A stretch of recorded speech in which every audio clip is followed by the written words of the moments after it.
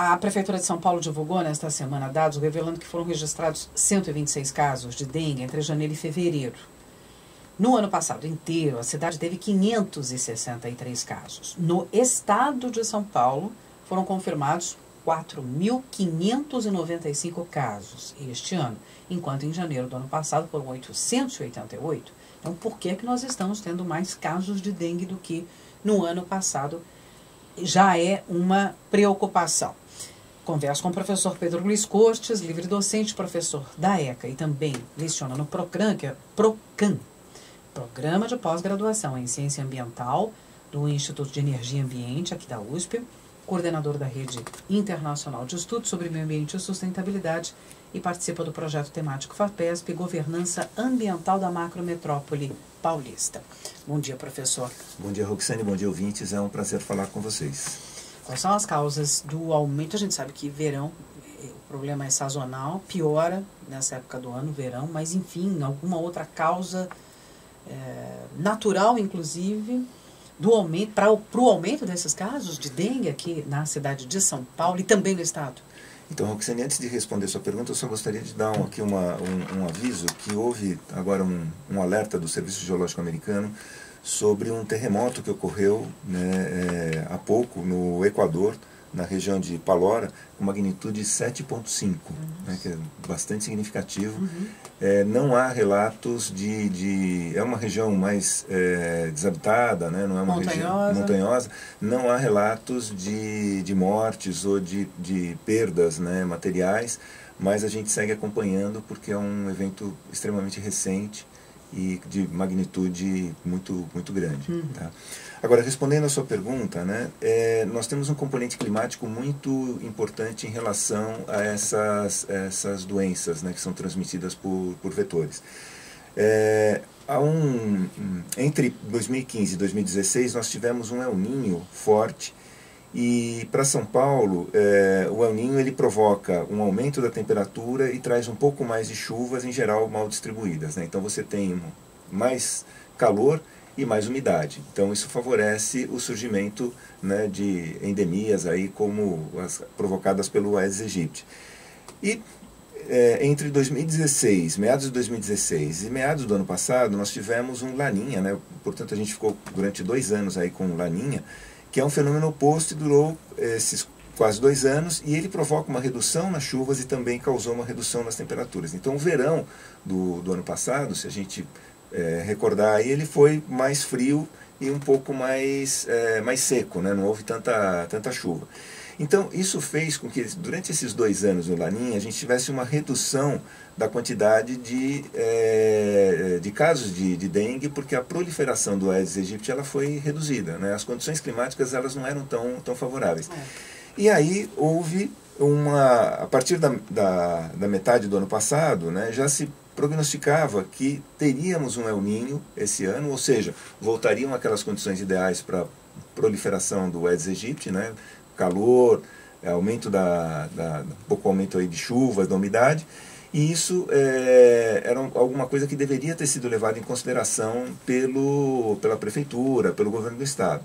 A população, em face do que aconteceu nos últimos 2 anos, de certa forma, ela esqueceu do problema.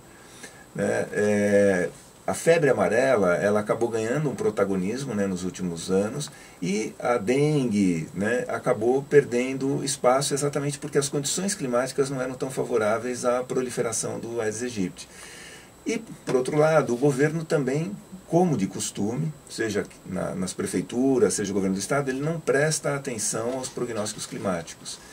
Então, muitos dos problemas que nós estamos enfrentando hoje poderiam ter sido atacados com antecedência se o governo simplesmente prestasse atenção. Não precisa ser um especialista em meteorologia, esses informes estão fartamente disponíveis na internet, o INPE produz isso, o Instituto Nacional de Meteorologia, enfim, vários institutos oferecem esses prognósticos, mostrando que a tendência era efetivamente de um verão mais quente e com um aumento, mesmo que não tão significativo de chuvas, mas que essas chuvas seriam muito mal distribuídas. Então choveria muito, às vezes, em um local e em outro praticamente não choveria. Mas são as condições ideais para a proliferação do Aedes aegypti. Exatamente o que está acontecendo. Exatamente. E as campanhas deveriam ter sido iniciadas já no ano passado, antes que o El Niño efetivamente começasse a mostrar as suas características.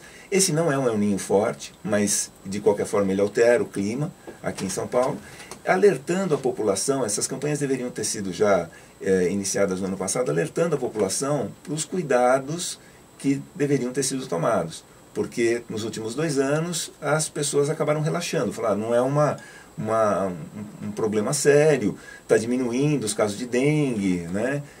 Porque o clima não era tão favorável.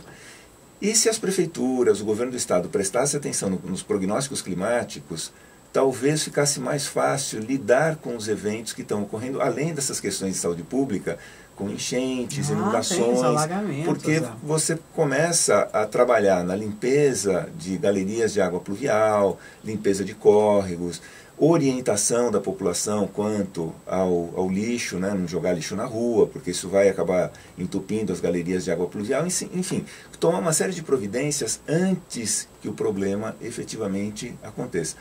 Eu sou muito chato em relação a isso, porque sempre que eu posso eu insisto, olhem o prognóstico climático, porque isso vai indicar o tipo de problema que a gente vai ter ao longo dos próximos meses, né? É diferente da previsão meteorológica, que é uma previsão de curto alcance.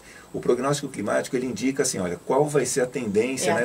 O comportamento do inverno, o comportamento do verão, teremos mais chuvas, teremos aumento da temperatura, e isso pode orientar uma série de serviços públicos no sentido de se preparar para os problemas que acontecerão. Professor Pedro, então, de olho no prognóstico, pelo menos nós aqui estamos querendo saber. Sempre. O El Niño vai até quando? A previsão é que ele vai aproximadamente até maio desse ano. Tá?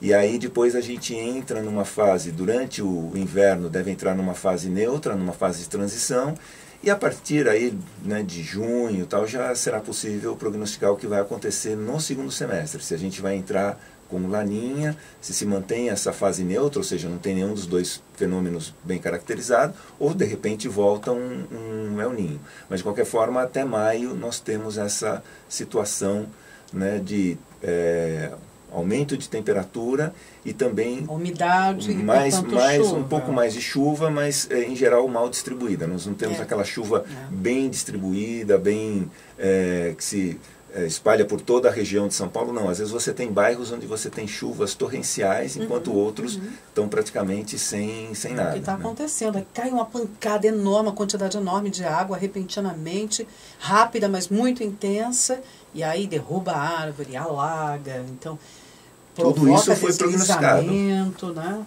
Aí que tá. Tudo isso a gente sabe que vai acontecer e a todo ano. O problema aqui, a ênfase aqui, é que quando o fenômeno está sendo previsto, e é o El Niño, essa intensidade pode ser maior.